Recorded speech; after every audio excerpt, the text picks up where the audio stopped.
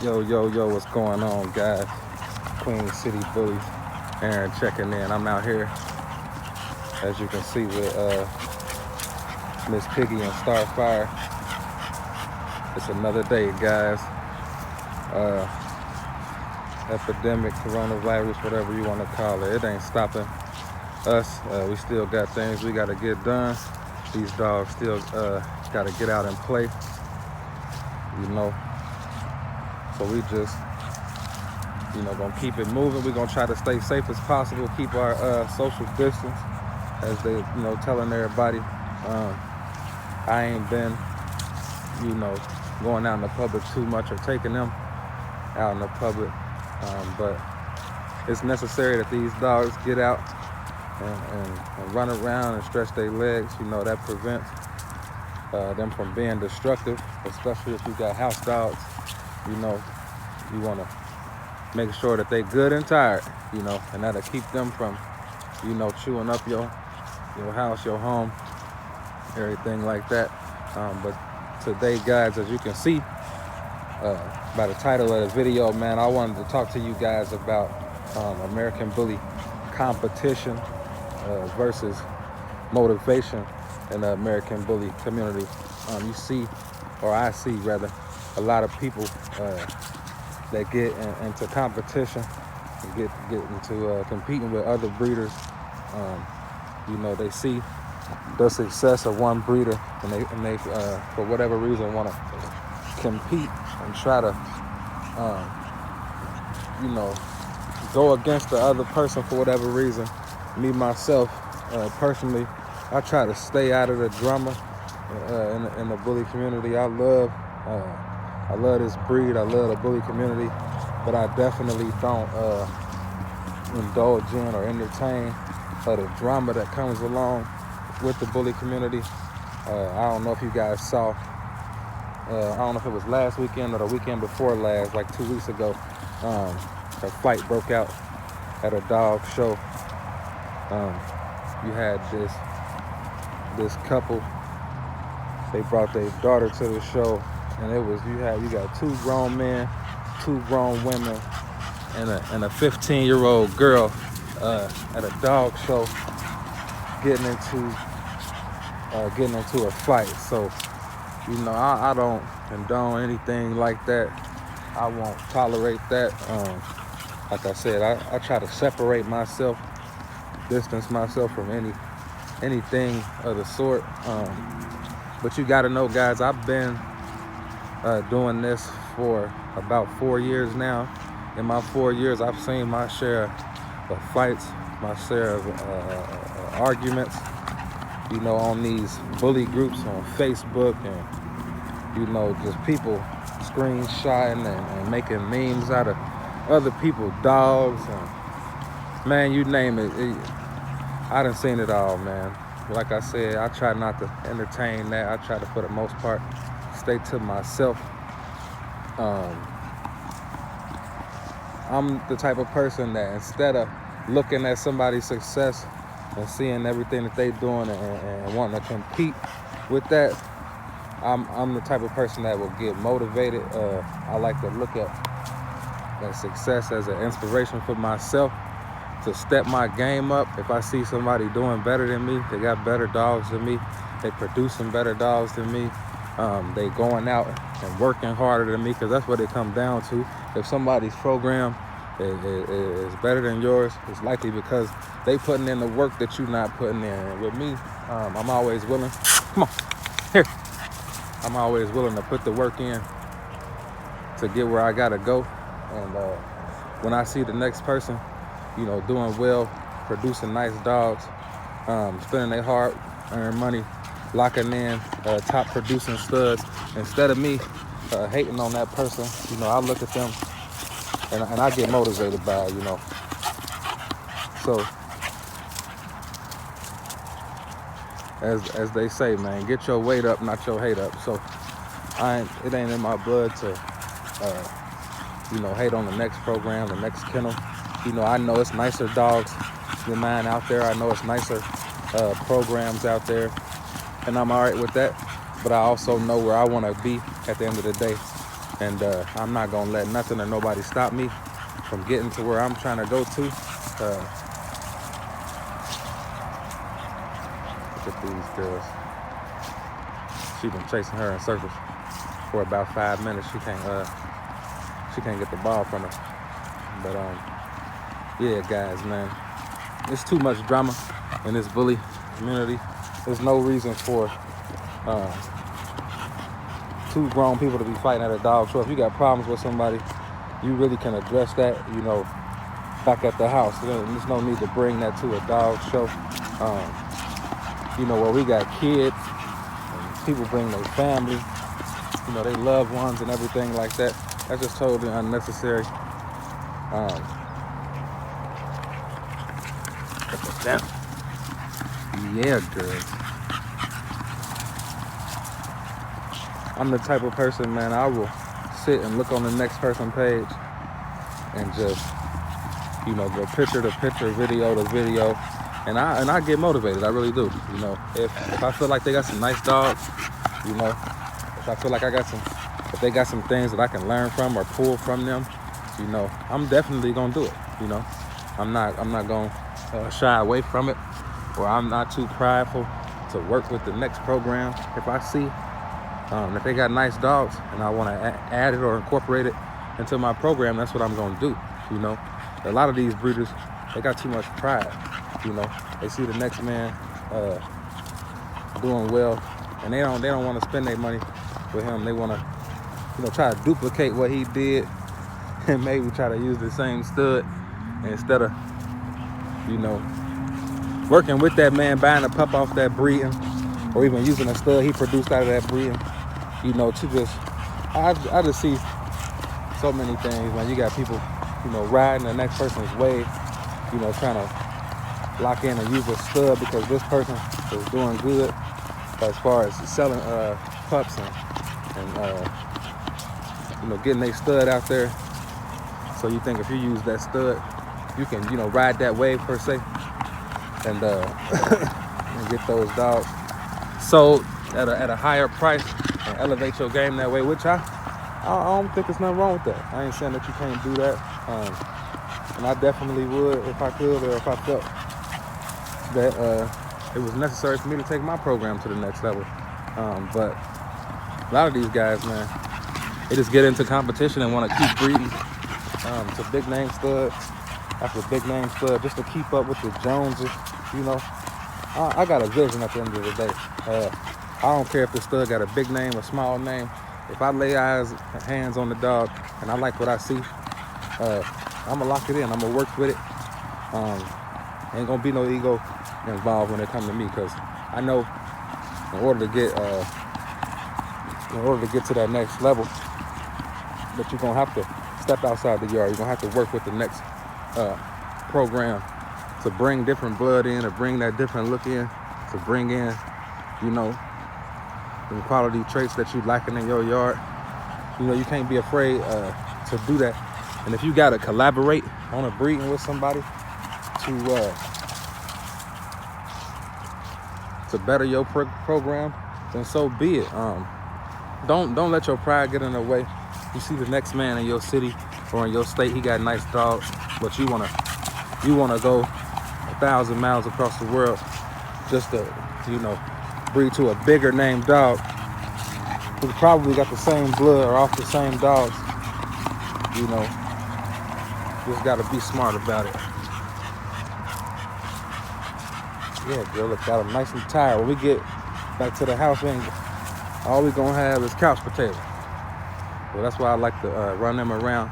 And guys, Starfire, this black one here, she's starting to show more and more every day. Man, she really starting to look pregnant to me. I got my fingers super crossed though, that she is pregnant, that we will have some pups coming off her. As you can see, she got that drive. They both do, for them being so small. They get around with no problem. The structure on these two is amazing. I really love my dogs, man. This girl right here, Starfire, as you can see, well, you might not be able to see, but she's starting to show to me a little bit. We'll find out in about 12 days on the 29th, we're gonna get an ultrasound done. So we'll know for sure in about 29 days or so. But man, I sure hope she is. And then this white girl, her sister, they sisters, guys. Same father, different mother. But they are sisters though.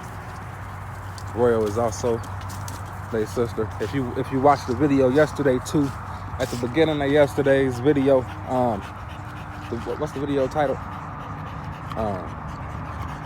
Oh yeah, the American bully community has officially been affected by the coronavirus. And that video, at the very beginning, like the first minute of that video, is a video of her littermate brother, her half brother.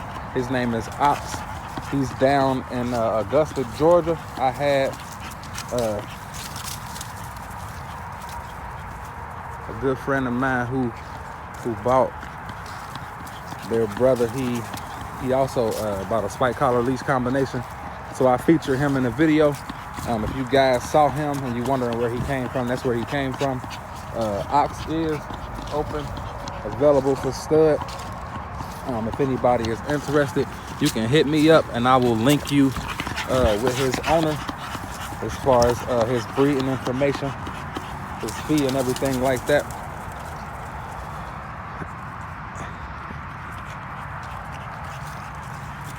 Look at these too.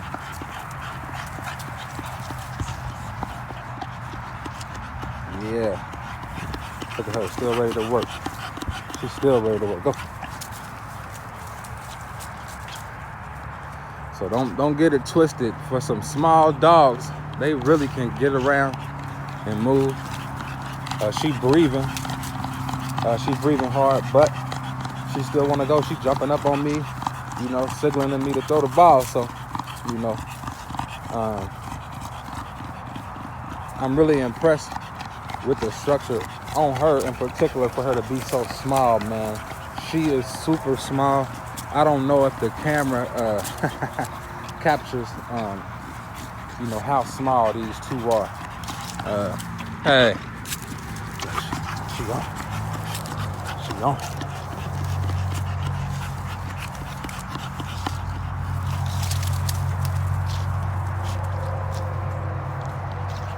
Yeah, I don't want to say a number, guys, because I haven't measured either one of them, but man, they tiny. They super tiny. I done had 12, 14-week-old pups taller than these two. You know, when Mercy hit about, you know, 14 weeks,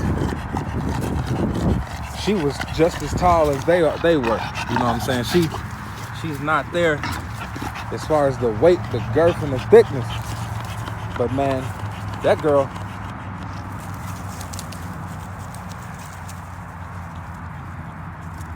you know, she was tall as them at like 3 months. So just to give you a feel for the how short they are. Like they almost buried in this grass, and this grass cut, you know, like they legs, really they like lower body is getting lost in the grass as they you know, run through the grass. Like you can barely see, you know, her legs. You know what I mean? Like, and usually a lot of the dogs that I see that are this micro, this miniature, they're a lot more freakier than this, which I guess people like them, you know, more on that freakier side. I like a small dog. Well, I like them all. I ain't gonna lie to you. I like XLs, I like pockets, I like standards, and I like micros. You know, I don't have nothing against none of the classes, but you know, I just like a well-rounded dog. I like a thick dog with a massive head. You know, just, you know, thick front to back, heavy bone. You know, nice rear. You know, I always tell my guys, my homies, when they're at the house, you know, I like my dogs like I like my women. You know, I like them thick with a butt on them. You know what I'm saying? So I want her to be nice and thick with a nice chest and a nice rear on her. You know what I'm saying? So when I look at a female dog, that's what I'm looking for.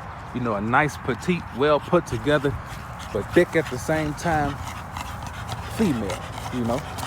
Just like you know, you want your lady.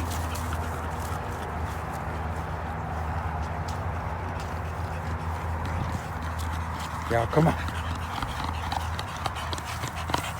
If you're still watching this video, man, go ahead and subscribe. Smash that like button and ring that notification bell. Little top view of Starfire, as you can see. She got the shoulders, the neck. She compact, you know. She got that rear, like I said. I like that rear. And her sister is the same way. You know, she got a kink tail. You know, Starfire's angulation is a little better, but I love them both. You know, I wouldn't have them both if I didn't think they would add to my program. You know, I really think they both bring a lot to the table. I plan on my reason for having sisters like that is I plan on doing something like a line breeding somewhere down the line. I'll likely keep productions off both of them, you know, maybe a male off her and a female off her, or vice versa. And then what I'll do is breed the productions together to lock in that look. As you can see, they favor each other a lot. Look, she wants that ball to be thrown now. They favor each other a whole lot, and I really like that. Seeing that they come off two different litters, that tells me that the look is there. It's just my job now at this point to lock it on in, you know, meaning to lock that consistency in. You know, nothing wrong with having a whole litter of dogs that look like them, you know, and that's the goal, to bring that consistency in and be able to breed production to production on a line breeding, but also not breeding too tight so early, because when you look at their pedigree, once I do the breeding, you know, top and bottom, it's gonna basically be the same thing. So I don't want to rush it and get myself in trouble, you know, too fast, you know. So I'm not afraid to take my time with it. You know, I got different strands that I'm working with as far as the blood. As you guys know, I got the Louis V strand that I'm working with the Merle. Man, we've been going for like 20 minutes, guys, and they still want this ball. I got the Merle strand, you know, that I'm eventually going to cross in to this blood, but I'm gonna take my time with it. You know, I'm gonna take my time with it, make sure that everything is right on both ends before I combine the two bloods. Because as you know, I do want to, at the end of the day, create my own line. And I'm 3 generations into my breeding program. I say maybe another 3 generations I'll have the look that I want locked in. I'll be able to extract that color into it as well. And then we'll be on and popping, guys. We'll be on and popping. So y'all be on the lookout over the next few years to see this, not only this channel, but the program grow. Because we are growing. As you saw yesterday in the last video, we got the collar and leash combinations on the website. I also got t-shirts, Believe in Yourself t-shirts. Believe in Yourself is something that I made up out of the 2 words, you know, of course, bully and then believe, man. Because if you're gonna do this, if you're gonna breed dogs, if you're gonna have a breeding program, if you're gonna be a part of the American Bully community, you gotta believe in yourself. You gotta have a vision. You gotta take pride in what you're doing, you know. So I just took the 2 words and mashed them together, you know, and made believe in yourself out of it, you know. And that's the motto here, you know. No matter what, no matter the epidemic, no matter, you know, the hardships that we come across, we're gonna keep pushing. We're gonna keep going until the wheels fall off. Look at her back at me again. She wants this ball, y'all. So as you can see, man, micro or no micro, these little dogs can get after it too, you know. I take pride in knowing that they do.